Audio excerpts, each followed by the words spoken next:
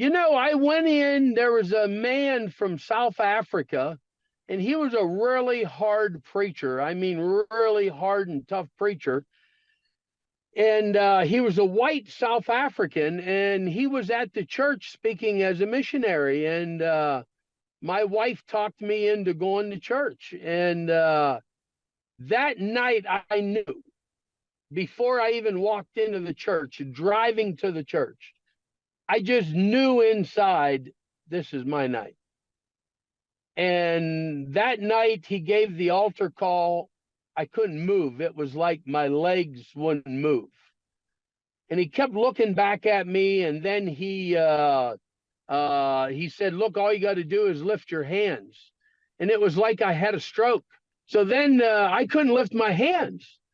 And finally, he come walking back to me.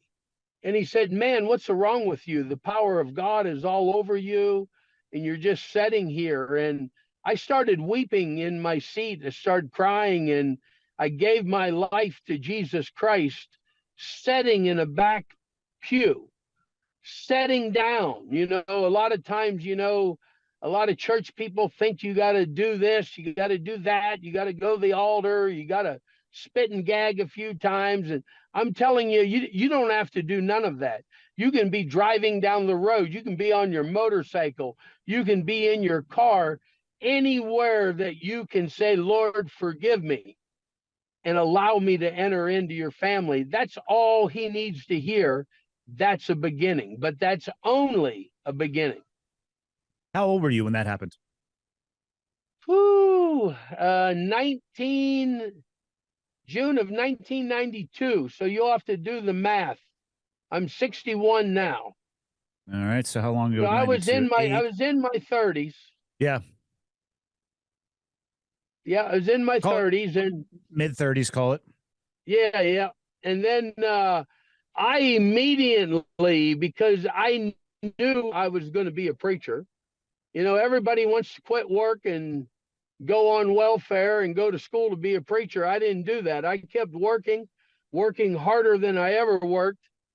And I took a Bible course at home through the independent assemblies. And I started preaching within 1 year, just kind of evangelizing a little bit. But I'd done a 2-year course, and I've been preaching ever since, How did you find your way from that moment and beginning your preaching to South Sudan? Not exactly a neighboring community. The man from South Africa was going into South Sudan to teach chaplains. And he gets a hold of me and he says, Sam, he says, I got this big building I got to re-roof. And he says, it's a standing seam roof. Now, you probably don't know what that is, but it's a very difficult roof to put on. You got to be a pretty good roofing contractor to be able to do it. So I said, yeah, those are no problem. I do them all the time. So I went ahead over to South Sudan, my first trip on a 5-week mission trip to work on this building. But when I got there, I was there about a week or two, and the Lord Resistant Army, the LRA, raided a village.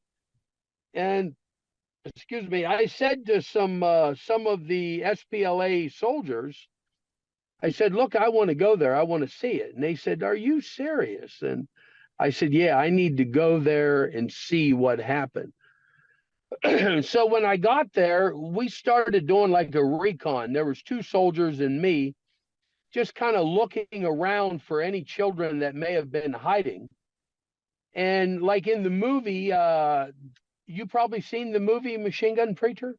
I've seen parts of it, actually. I've seen it in like segments. So on this day, we were looking for children hiding. And we came across a small child that from the waist down was gone. And I remember standing over that body and I said, God, how could this happen in the world today?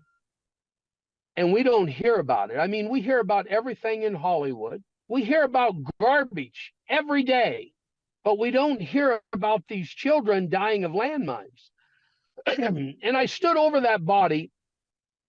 And I didn't realize what I said or what I was meaning or what I was saying until today or the last few years. I said, Lord, I'll do whatever it takes to help these people. And that was nearly 27 years ago, and I'm still there helping the children. Tell me a little bit about the LRA, if you will, because I know that was a little bit more towards your origin story there in Sudan. What Yeah. were they all about? If you Google them, they were probably as gutless and cowardless as you could be. They pried on children. They couldn't get grown-ups to fight the war. The only grown-ups they had fighting the war was grown-ups that were kidnapped as a child when they were little, you know. Yeah. And you know, they are still in the Congo. It's something how God works. They say Joseph Kony's still alive. He's in the Congo, and now God has me in the Congo. You know, so hopefully we'll meet up one day. But maybe I can lead him to the Lord or send him there, one or the other, huh? I mean, I guess those are two viable options for sure.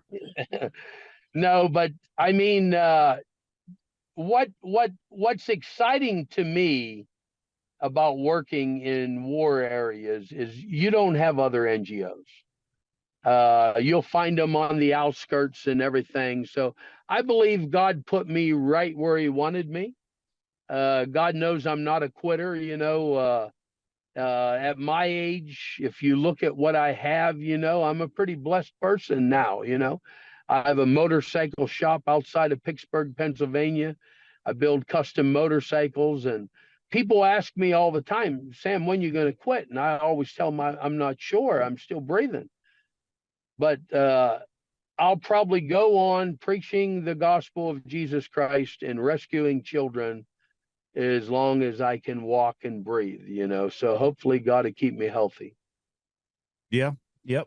How do you rectify being a preacher carrying a gun with one of the 10 commandments being thou shalt not kill?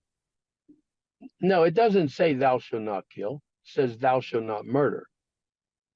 You know, so there's a big difference between killing and murdering, you know. So the Bible says thou shalt not murder. And that's the original 10 commandment, you know. So maybe if you go through something that's been translated, it could say kill, but that's not the original 10 commandment. The original Sure. 10 commandment is thou shalt not murder.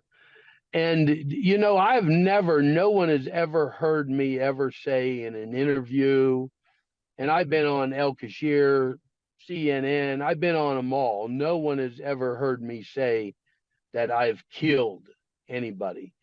And everyone tries to get me to say those words. But I believe if we're going to boast about anything, we should boast about what Christ is doing. We should not boast about violence. You know, I joke a lot about, little violent things, but you don't hear me boasting about violence, you know, because violence does not glorify Jesus Christ.